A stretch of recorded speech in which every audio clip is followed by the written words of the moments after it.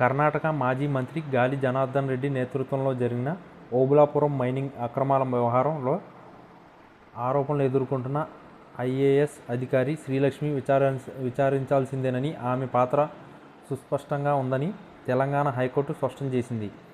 ఆమెను విచారించేందుకు సిబిఐ, ఈడీలకు అవకాశం కల్పించినట్లు తేల్చి చెప్పింది. వాస్తవానికి ఇదే కోర్టు గతంలో గనుల కేసులో శ్రీలక్ష్మికి ప్రమేయం లేదని తేల్చి చెప్పింది. దీంతో ఆమెను కేసు నుంచి తప్పించాలని సిబిఐ, ఈడీలకు కూడా ఆదేశాలు జారీ చేసింది. అయితే సిబిఐ, ఈడీలు ఈ ఉత్తర్వులను సుప్రీంకోర్టులో సవాల్ చేశారు.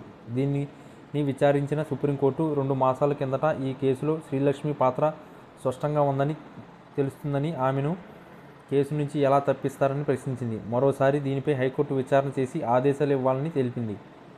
దీంతో హైకోర్టులో మరోసారి శ్రీలక్ష్మి తనను ఈ కేసు నుంచి తప్పించాలని కోరుతూ రివిజన్ పిటిషన్ దాఖలు చేశారు. అయితే సుప్రీంకోర్టు ఆదేశాల నేపథ్యంలో శ్రీలక్ష్మి కేసును విచారించాల్సిందని హైకోర్టు స్పష్టం చేసింది. సిబిఐ వాదనలు వినకుండా గతంలో ఇచ్చిన ఉత్తర్వులను ఉపసంహరించుకుంటున్నామని హైకోర్టు పేర్కొంది. ఈ నేపథ్యంలో ఆమె పాత్రను మరోసారి నిగూఢంగా విచారించాల్సిందేనని తేల్చి చెప్పింది. తాజాగా మరోసారి ఈ కేసును విచారించిన హైకోర్టు శ్రీలక్ష్మిని విచారించాల్సిందని పేర్కొంది. ఈ మేరకు అధికారులకు అన్ని అనుమతులను ఇస్తున్నామని తెలిపింది.